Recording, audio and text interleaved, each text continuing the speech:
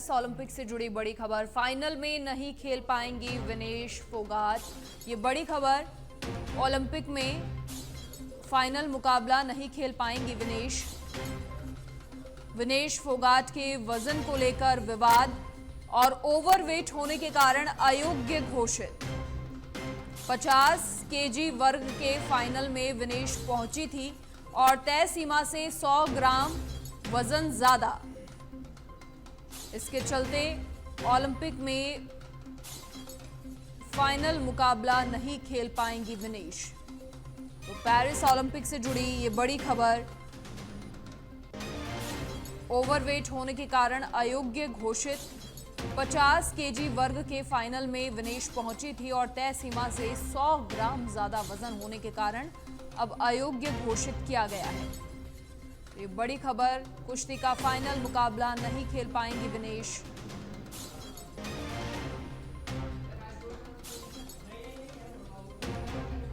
कुश्ती के फाइनल मुकाबले से बाहर विनेश फोगाट। पेरिस ओलंपिक से जुड़ी ये बड़ी खबर, फाइनल में नहीं खेल पाएंगी विनेश फोगाट। 100 ग्राम ज्यादा वजन उनका निकला और ओवरवेट होने की वजह से विनेश फोगाट को अयोग्य घोषित किया गया है। बड़ी खबर, ज्यादा वजन की वजह से विनेश को अयोग्य घोषित किया गया है। फाइनल में अब विनेश नहीं खेल पाएंगी। पेरिस ओलंपिक से जुड़ी ये बड़ी खबर। इससे पहले आपको बता दें कि कल जो खबर सामने आई, पूरा देश गौरवान्वित था जो जीत विनेश ने हासिल की, लेकिन अब फाइनल मुकाबले में नहीं खेल पाएंगी। ओवरवेट होने की वजह से उन्हें अयोग्य घोषित किया गया है। विनेश का वजन 100 ग्राम ज्यादा निकला है।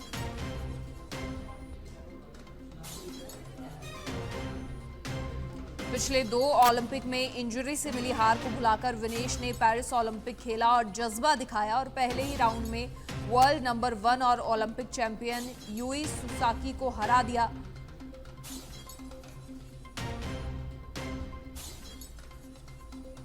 लेकिन अब ओवरवेट होने के कारण फाइनल्स में नहीं खेल पाएंगे। ओवरवेट होने की वजह से अयोग्य घोषित किया गया है। तो विनेश फोगाट के वजन को लेकर अब विवाद, ओवरवेट होने के कारण, क्योंकि अब उन्हें अयोग्य घोषित किया गया है।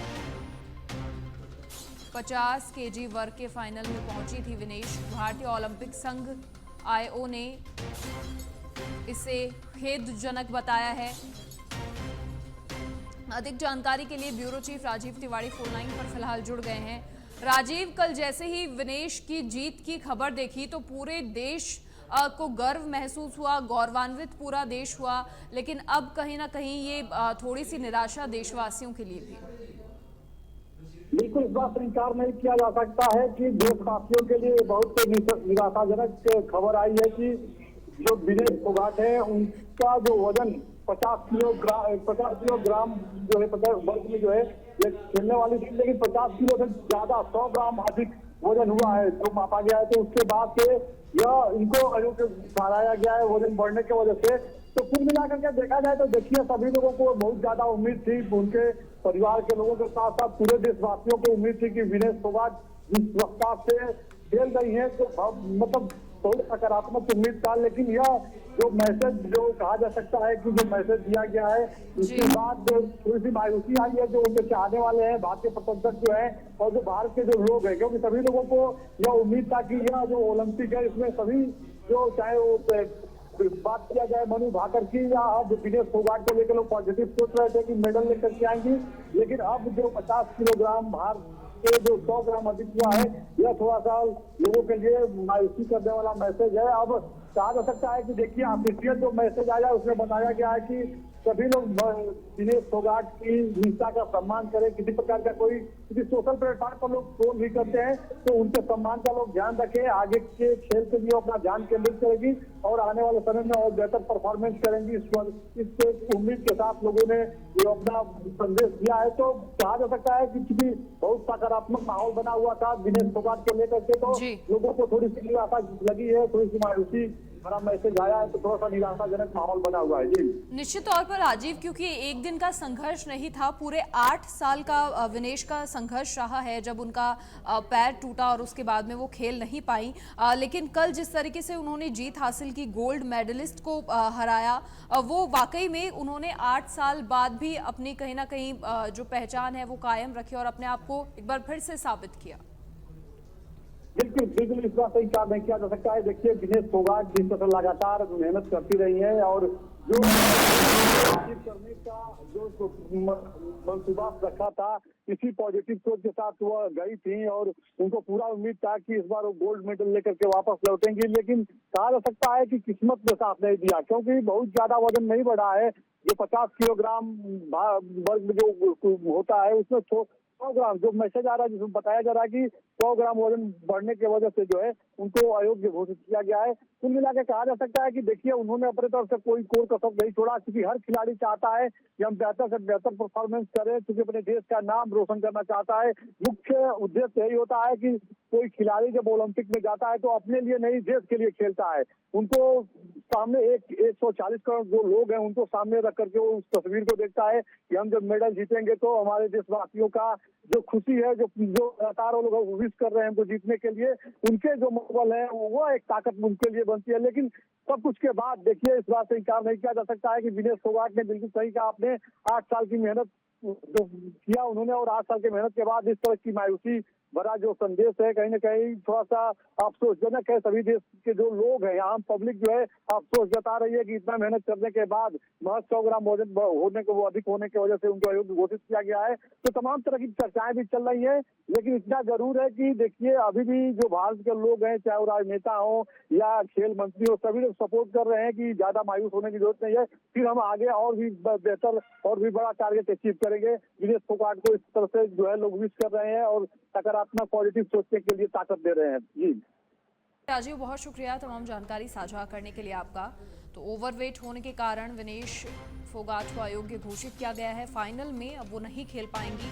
100 ग्राम ज्यादा वजन उनका निकल गया और इसी के चलते कुश्ती के फाइनल मुकाबले से बाहर।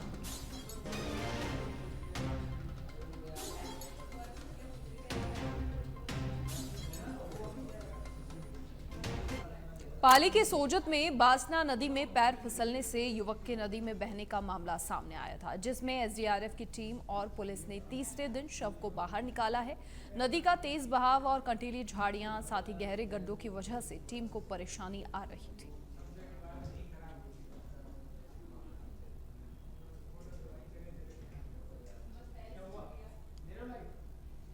जयपुर ग्रामीण के जमवा रामगढ़ में रामगढ़ बांध कैचमेंट एरिया का निरीक्षण किया गया। राजस्थान हाईकोर्ट की ओर से गठित मॉनिटरिंग कमेटी सदस्य वरिष्ठ अधिवक्ता वीरेंद्र डांगी ने विभागीय अधिकारियों के साथ कैचमेंट एरिया का निरीक्षण किया।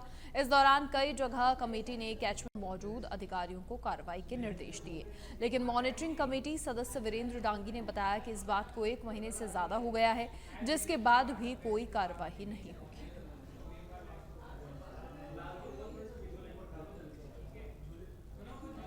भी हम हाई कोर्ट को सबमिट करते हैं, उसकी पहले एडिशनल एडवोकेट जनरल को कॉपी देते हैं और रिपोर्ट के साथ में हमने सारे फोटोग्राफ्स लगाए हुए और हमने वाटर रिसोर्सेज डिपार्टमेंट को और जितने भी एरियाज़ हैं जो तहसील हैं चारों, उन चारों तहसील के तहसीलदारों को और एसडीएम्स को, उनको रेवेन्यू रिकॉर्ड से चेक करके और वाटर रिसोर्सेज डिपार्टमेंट से तालमेल करके और जांच करने के लिए कहा है कि आप इसकी जांच कीजिए कि ये एनक्रोचमेंट है नहीं या नहीं। सैकड़ों सरकारी ज़मीनों पर एनक्रोचमेंट्स हैं और 50 जगह पर एनक्रोचमेंट्स हैं।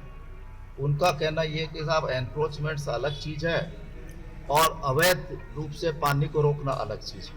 हमारी रिपोर्ट जोधपुर में मुख्यमंत्री वृक्षारोपण महाअभियान हरियालो राजस्थान के तहत सरकारी विद्यालयों में भी सघन वृक्षारोपण हुआ। इस दौरान राजकीय उच्च माध्यमिक विद्यालय ज्वालेली में प्रिंसिपल और सरपंच प्रतिनिधियों ने पौधारोपण किया।